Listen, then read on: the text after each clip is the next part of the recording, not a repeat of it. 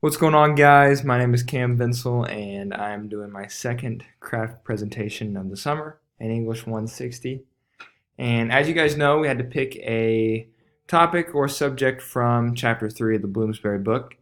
And this has been a popular one before, but I did not do it previously, and I thought one idea that stood out to me reading the chapter was sound devices. And to my right here, we do have Mr. Humpty Dumpty, and the dude's just a legend, really. I mean, one of the most famous people, arguably, ever. Humpty Dumpty. This is before he had the fall. He was sitting on the Great Wall before he had the fall, so he is upright.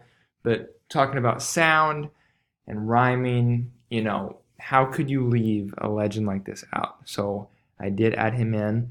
Anyway, going to actual sound devices, and actually when we were reading the chapter and before we got to the heading, I read the heading of sound devices, and I thought sound devices as in they play poetry with like a radio or MP3 player. I just don't know a lot about poetry, but sound devices, it's not talking about a device like a handheld device that you would use sound or anything like that. It is actually talking about different rhymes, different sounds that you make when you read, different sounds that you make when you are reading something that someone has written. And so a lot of this kind of plays together. And so, what are sound devices then? The book kind of described it as resources used by poets to convey and reinforce meaning and experience. Writers use a blend of sound and imagery to create an emotional response. And so, one thing we've talked about in class is wanting to make this moving picture in the reader's heads. And you want them to see something, feel something, know what's going on, and be able to picture that in their head. And so, sound goes a lot along with that, especially if you're reading it out loud. But we want to, even if someone's reading it to themselves, the words themselves have so much power. And it's what sets poetry apart from other writing, I think, is your words and your phrases, how you say them, where you place them, stanzas, different breaks and stuff, can really set, a whole different tone and mood for your writing. I just think it's interesting. So different types of sound devices, just a few. Consonants, that would be the repetition of constant sound at the beginning. We'll look at that later. And jambit and caesura. These two kind of look together. The caesura, that is when you have a line in a poem that has a break and it just moves to the next line. So like in the middle of a sentence, starts the next line. Our example looks at that more later, and so does along with the enjambment.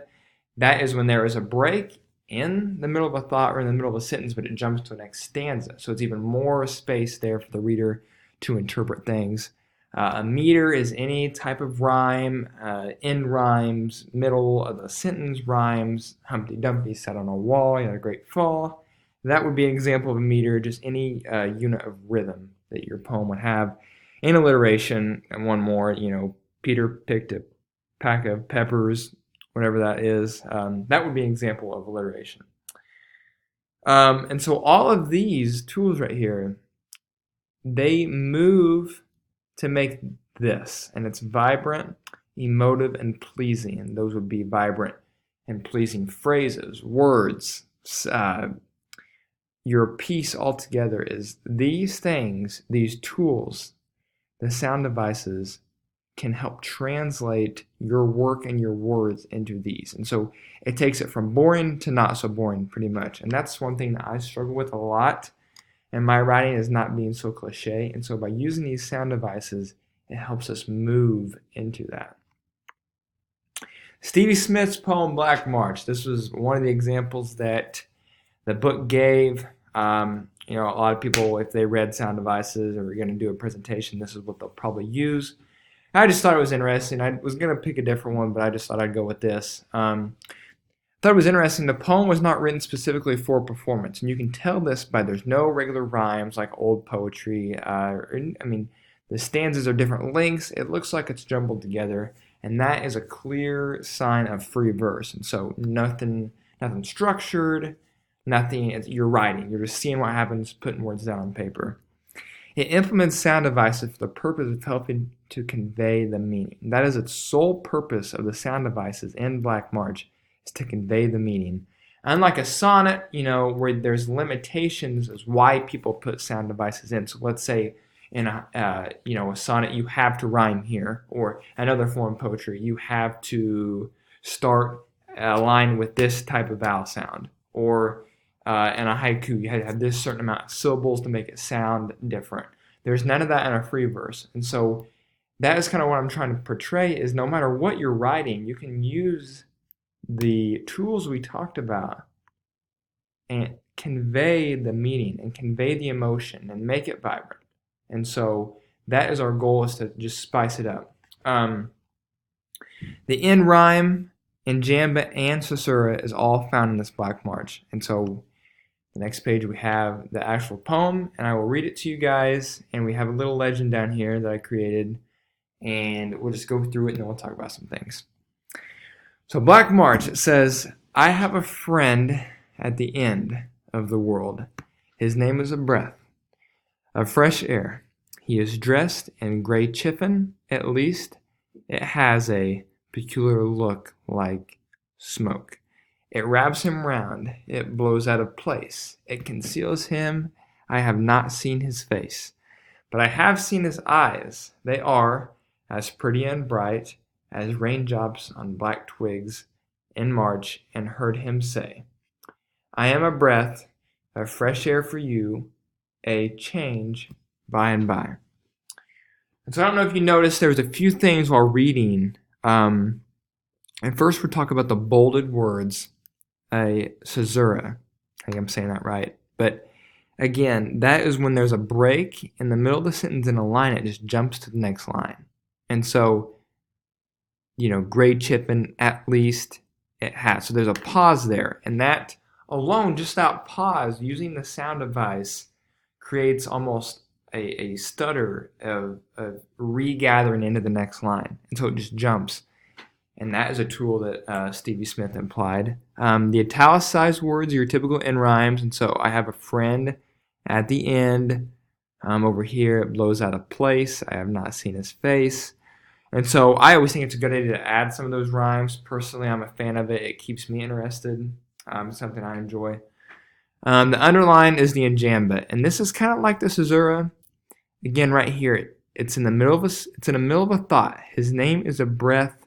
And then it jumps a whole stanza, and then it continues. And so this empty space right here is on purpose, and it's so the reader can understand and look for, it's like room to look at what they're doing. And the reader can create that moving picture and add their own image in here as they're thinking. And that pause, it creates that space for them. So 3 new things I can do for my own writing. We talk about implementing stuff. I know I'm going on here. It's kind of long, but I always like to do this table of 3 new things I learned and that I can do for my own writing. And the first I thought was implement these tools.